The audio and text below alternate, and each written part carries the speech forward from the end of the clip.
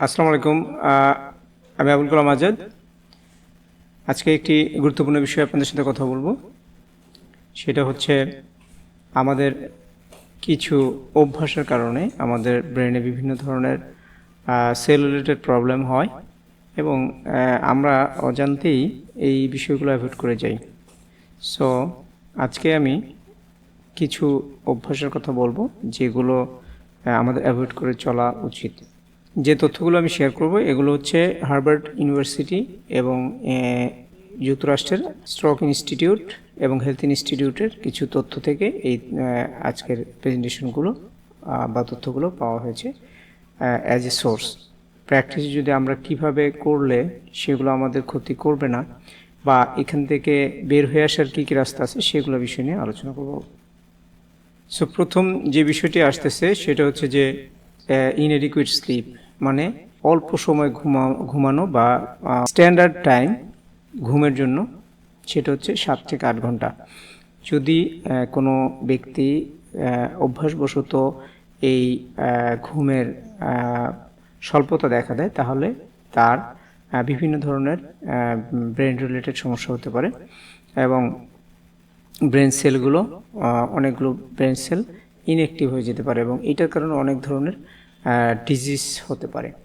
So যেটা হয় সাধারণত সেটা হচ্ছে যে আমরা অনেক সময় বেশি সময় রাত জাগি এবং সেটার কারণে এই 7 থেকে 8 ঘন্টা যদি আমরা না ঘুমাই তাহলে আমাদের ব্রেনের যে রেস্টের একটা নির্দিষ্ট টাইম আছে, এই রেস্টের নির্দিষ্ট টাইমটা কাভার করে না, যার কারণে ব্রেনে বিভিন্ন ধরনের প্রবলেম হতে পারে। এবং সেটা কাটিয়ে ওঠার জন্য যেটা সাজেস্ট করেছে ডক্টর সেটা হচ্ছে যে ঘুমের সময় কোনো ডিভাইস ব্যবহার না করা, অর্থাৎ ঘুমের 1 ঘন্টা আগে থেকে কোনো ধরনের মোবাইল ফোন বা অন্য ডিভাইস ব্যবহার না করা।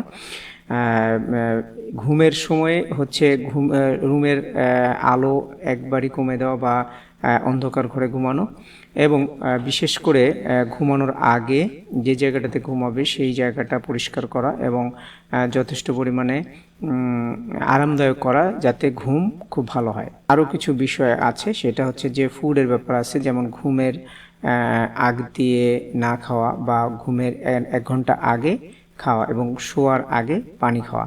সো এইরকম বেশ কিছু নিয়ম আছে। তার ভিতরে সবচেয়ে গুরুত্বপূর্ণ বিষয় হচ্ছে টাইমিংটা দেখা, যে সকাল পর্যন্ত কতক্ষণ ঘুম হচ্ছে। এটা মিনিমাম 7 ঘন্টা হতে হবে কোনোভাবেই, এবং এটা 7 ঘন্টার কম হলেই হেলথ রিলেটেড প্রবলেম হতে পারে। এরপরে হচ্ছে ব্রেকফাস্ট, সকালের নাস্তা। অনেক সময় আমরা ঘুমের কারণে অনেক সময় আমরা লেট করে ঘুম থেকে উঠি এবং এইটার কারণে দেখা যাচ্ছে যে সকালবেলার যে নাস্তাটা আমরা সারা রাত আমাদের শরীর হচ্ছে ডাইজেশন করে এবং ব্রেন রেস্ট নেয় এবং ব্রেন পুরো বডিটাকে রিস্টার্ট করে। এই রিস্টার্ট করার পরে অনেক সময় দেখা যায় যে আমরা সময় মতো সকালের নাস্তা করতে পারি না এবং সকালের নাস্তাটা অনেক সময় আমরা ইনএডিকুয়েট করি, মানে অপর্যাপ্ত পরিমাণে করি। এই বিষয়ে গুরুত্বপূর্ণ তথ্য পাওয়া গেছে, সেটা হচ্ছে যে যদি সকালের নাস্তা ঠিকমতো করা না হয় এটার কারণে ব্রেন সেল ড্যামেজ হতে পারে, ডাইমেনশিয়া এবং অ্যালজাইমার্স টাইপের ডিজিজ হতে পারে। এই জন্য সকালের নাস্তা খুবই গুরুত্বপূর্ণ, যাতে সকালের নাস্তায় পুষ্টিকর উপাদান থাকে এবং যথেষ্ট পরিমাণে নাস্তা যেন আমরা সকালবেলা করতে পারি। এবং এইটাও হচ্ছে নির্দিষ্ট সময়ে প্রতিদিন নাস্তাটা করা, ঘুম থেকে ওঠার আধা ঘন্টা বা 1 ঘন্টা পরে নাস্তা করতে হবে।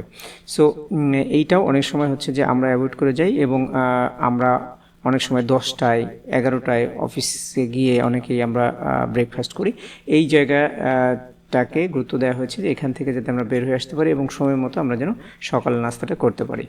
এইখানে যেটা হয় সেটা হচ্ছে যে ব্রেন ঠিকমতো যে আমাদের যে লজিক্যাল ব্রেন আছে, লজিক্যাল ব্রেন ঠিকমতো কাজ করে না। অনেক সময় আমরা ক্যালকুলেশন ঠিকমতো করতে পারি না, অনেক কিছু আমরা ঠিকমতো মনে রাখতে পারি না। সো এটার একটা মূল কারণ হচ্ছে ব্রেকফাস্ট সময় মতো না করা। 3 নম্বর হচ্ছে স্ট্রেস নিয়ে কাজ করা। অনেক সময় আমরা হচ্ছে অফিসিয়াল অনেক ধরনের কাজ নিয়ে ব্যস্ত থাকি এবং ফ্যামিলিগত অনেক ধরনের স্ট্রেস আমাদের মধ্যে থাকে। সো এই অতিরিক্ত স্ট্রেস যদি আমরা রিলিজ না করি, এইটার কারণে আমাদের ব্রেনে সেলে প্রবলেম হতে পারে এবং এটা থেকে রিলিজ পাওয়ার জন্য সেটা হচ্ছে যে অতিরিক্ত সময় আমরা অনেক সময় যে অতিরিক্ত চাপে কাজ করি, অনেক সময় আমরা শুয়ে বসে থাকি, অর্থাৎ ইনঅ্যাক্টিভ হয়ে যাই। এই সব কারণে আমাদের ব্রেনের ব্রেনের উপরে একটা এক্সট্রা ড্যামেজ হওয়ার সম্ভাবনা আছে। সো ডক্টরস যেটা বলছে সেটা হচ্ছে যে আমরা যেন অ্যাক্টিভ থাকি, অর্থাৎ আমরা যেন চলাফেরা করি, আমরা যেন 15 মিনিটস 30 মিনিটস পর যেন আমরা চেয়ার থেকে উঠি এবং মুভমেন্টের মধ্যে থাকি। এবং বিশেষ করে আমাদের যাদের হলো স্ট্রেস নিয়ে কাজ করতে হয় অনেক বেশি, তারা যেন স্ট্রেস কমিয়ে কাজগুলোকে ডেলিগেট করে দেওয়া, বিভিন্ন লোকের মধ্যে ভাগ করে দেওয়া, অথবা ডে ওয়াইজ ভাগ করে নেওয়া, টাইম ওয়াইজ ভাগ করে নেওয়া, বা দিনটাকে 3 ভাগে 4 ভাগে ভাগ করে নিয়ে কাজগুলোকে এমনভাবে করা যাতে সময়টা ম্যানেজ করা যায় এবং স্ট্রেস না করা যায়। বিশেষ করে স্ট্রেস ম্যানেজমেন্টের জন্য সকালবেলা মেডিটেশন করা যেতে পারে, রাত্রেবেলা মেডিটেশন করা যেতে পারে, এবং বন্ধু বান্ধবের সাথে কথা বলা এবং স্ট্রেস রিলিজ এরকম অ্যাক্টিভিটি করা যেতে পারে, যাতে অতিরিক্ত প্রেশার নিয়ে কেউ কাজ না করে, এতে ব্রেনের প্রবলেম হতে পারে। সো এটার জন্য আপনারা আমাদের সাথে যোগাযোগ করতে পারেন। আমরা স্ট্রেস ম্যানেজমেন্ট নিয়ে কাজ করি এবং স্ট্রেস রিলিজ নিয়ে কাজ করি। আমাদের হোয়াটসঅ্যাপ নাম্বার দেওয়া আছে, আপনারা হোয়াটসঅ্যাপ নাম্বারে কমিউনিকেট করতে পারেন।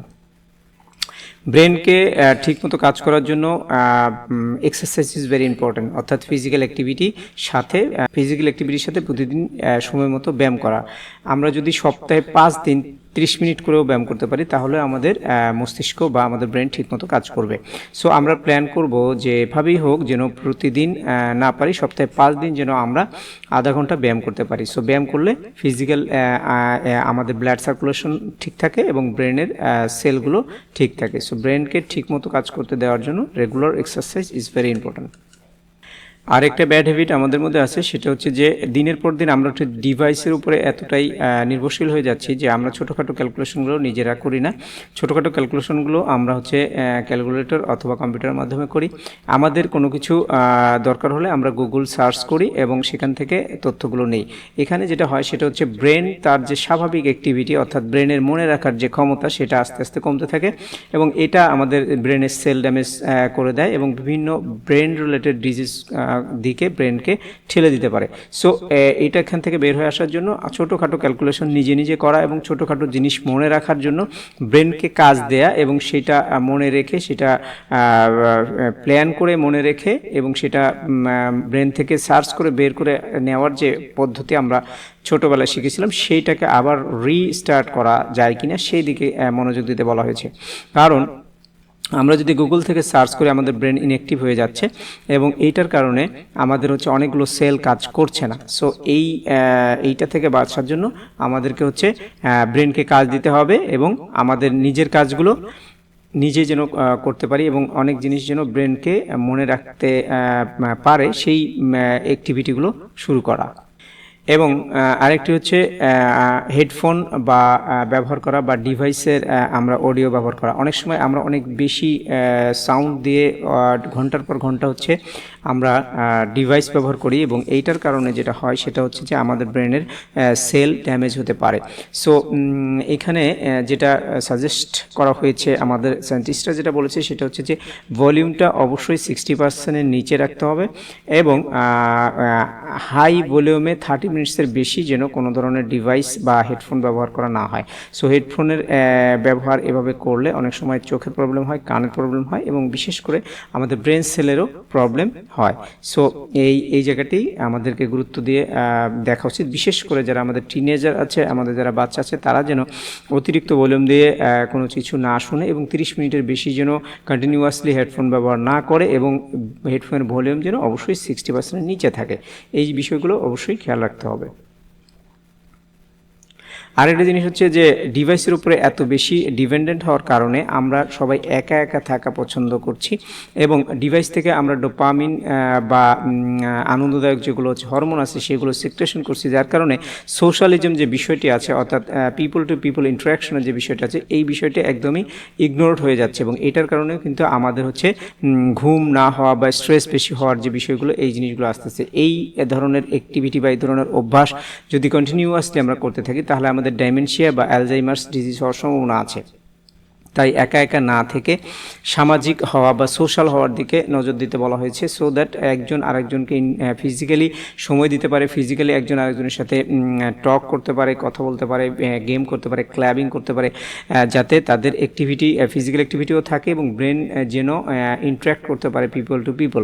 কারণ একা একা থাকার কারণেও আমাদের এই ধরনের ব্রেনের প্রবলেম হতে পারে। নাম্বার 8-এ যেটা বলা হচ্ছে 8 নম্বরে, সেটা হচ্ছে যে we have some people around us, আমাদের পাশে অনেক ধরনের লোকজন থাকে, আমাদের কলিগ, আমাদের ফ্যামিলির মেম্বার, এবং তাদের ভিতরে অনেকেই থাকে যারা হচ্ছে নেগেটিভ কথাবার্তা বলে এবং নেগেটিভভাবে অ্যামিলিয়েট করে, বা এইটা মানুষকে হচ্ছে ব্রেনটাকে একটা কি বলে এটাকে প্যারালাইজ টাইপের মানে সেল তৈরি করে, যেগুলো হচ্ছে অ্যাভয়েড করা উচিত। বিশেষ করে নেগেটিভ থিঙ্কিং এবং negative talking, negative planning, perception of negative environment, এই ধরনের পিপল থেকে দূরে থাকা এবং নিজেও নেগেটিভ চিন্তাভাবনা না করা, সবসময় জিনিসগুলোকে হোপফুল, অপটিমিস্টিক্স হওয়ার চেষ্টা করা। যারা অপটিমিস্টিক্স হয় তাদের ব্রেন ঠিক থাকে, যারা প্যাসিমিস্টিক্স হয় তাদের ব্রেনে বিভিন্ন ধরনের প্রবলেম হতে পারে, বিশেষ করে স্ট্রেস রিলেটেড প্রবলেম হতে পারে, এবং যেটার কারণে অন্য অন্য প্রবলেমগুলো দেখা দেয়। সো এটা হচ্ছে নেতিবাচক যে চিন্তাগুলো আমরা করি সেগুলো থেকে এবং নেতিবাচক পিপল থেকে দূরে থাকার কথা বলা হয়েছে, সো দ্যাট যতটুকু বেশি আনন্দে থাকা যায়, যত বেশি অ্যাক্টিভ থাকা যায় in terms of positive thinking, এটা করতে বলা হয়েছে। 9 নম্বরে বলা হচ্ছে যে people are tends to far from the sun, সূর্যের আলো থেকে আমরা দূরে সরে যাচ্ছি। এটার ফলে আমাদের বিভিন্ন ধরনের ভিটামিন জাতীয় প্রবলেম হচ্ছে, যেটার একটা ইম্প্যাক্ট আমাদের ব্রেনে পড়ছে। সো যাতে বাচ্চারা বিশেষ করে রোদে যাইতে পারে, এবং যারা হচ্ছে আমরা অ্যাডাল্ট তারাও যেন আমরা আলোর মধ্যে থাকি। অনেক সময় আমরা অন্ধকারে সময় কাটাতে পছন্দ করি, এটা হচ্ছে ডিভাইস অ্যাডিকশনের কারণে হচ্ছে, এবং আমরা অনেক সময় অন্ধকারে থেকে আমাদের ব্রেনের মধ্যে ব্রেন সেলগুলোর মধ্যে বিভিন্ন ধরনের প্রবলেম দেখা দিতে পারে এবং ব্রেন সেল ড্যামেজ হতে পারে। সো এইটার কারণেও দেখা যাচ্ছে যে আলোতে বা সূর্যের আলোতে বা দূরে ফাঁকা জায়গায় চলাফেরা করার অভ্যাস করতে বলা হয়েছে, সো দ্যাট একজন মানুষ যেন প্রচুর পরিমাণে ভিটামিন নিতে পারে আলো থেকে এবং তার ব্রেন সচল থাকে।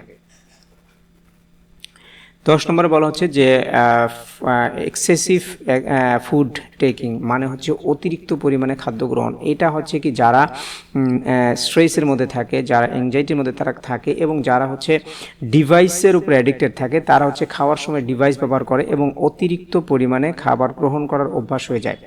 বিকজ তারা জানে না যে কতটুকু খাচ্ছে, কারণ যে সেন্সিটিভ অর্গানগুলো যে খাদ্যের সাথে রিলেটেড, এই অর্গানগুলো ঠিকমতো কাজ করা বন্ধ করে দেয়। কারণ হচ্ছে যে সে তখন কনসেন্ট্রেশন দেয় হচ্ছে ডিভাইসের উপরে, এবং অভ্যাস হয়ে যায় অতিরিক্ত খাবার, এবং এই অতিরিক্ত খাবারের কারণে বিভিন্ন ধরনের হেলথ রিলেটেড প্রবলেম হতে পারে।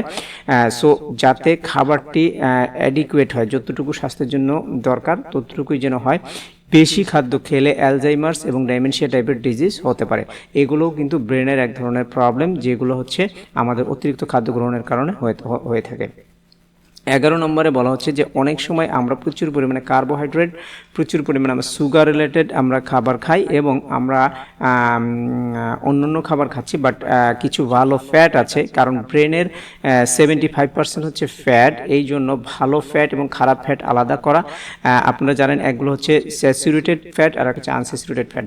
তো আনস্যাচুরেটেড যে ফ্যাটগুলো আছে, বিশেষ করে আমরা যেগুলো হচ্ছে মাছ থেকে পাই, দুধ থেকে পাই, বা অন্য যেগুলো হচ্ছে আমাদের হচ্ছে ভালো ফ্যাট আছে, ভালো ফ্যাট যাতে আমাদের শরীরে প্রচুর পরিমাণে যায়, সেই জন্য ফ্যাটটি জাতীয় খাবার খাওয়ার অভ্যাস করা।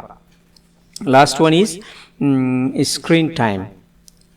আমরা স্ক্রিন টাইম নিয়ে অনেকগুলো কথা বলেছি, বাট এটা খুবই দুঃখের বিষয় হচ্ছে যে স্ক্রিন টাইম অনেক সময় আমাদের 7 থেকে 8 ঘন্টা হয়ে যাচ্ছে, যেটা 30 মিনিটসের রাখা উচিত। বিশেষ করে বাচ্চাদের কোনোভাবেই 30 মিনিটসের বেশি ডিভাইস ব্যবহার করতে দেওয়া উচিত নয়, এবং যারা অ্যাডাল্ট আছে তাদেরও 30 মিনিটসের বেশি ডিভাইস ব্যবহার করা উচিত নয়, কারণ এটা যখনই 1 ঘন্টার উপরে চলে যায় এটা ব্রেনের উপরে প্রেশার পড়ে। সো স্ক্রিন টাইমটা রিডিউস করা যায় কীভাবে, সেইটা নিয়ে একটা প্ল্যানিং থাকতে পারে বা একটা রুটিন করতে পারেন, যাতে আপনি হচ্ছে নির্দিষ্ট পরিমাণ সময় ডিভাইস ব্যবহার করতে পারেন। পারেন। অতিরিক্ত সময় ডিভাইস ব্যবহার করলে আপনার হচ্ছে ব্রেনে বিভিন্ন টাইপের হচ্ছে ড্যামেজ সেল তৈরি হতে পারে এবং এটার কারণে আপনার অনেক কিছু আপনি মনে রাখতে পারবেন না এবং অনেক কিছু আপনার ডাইমেনশিয়া টাইপের ডিজিজ হতে পারে।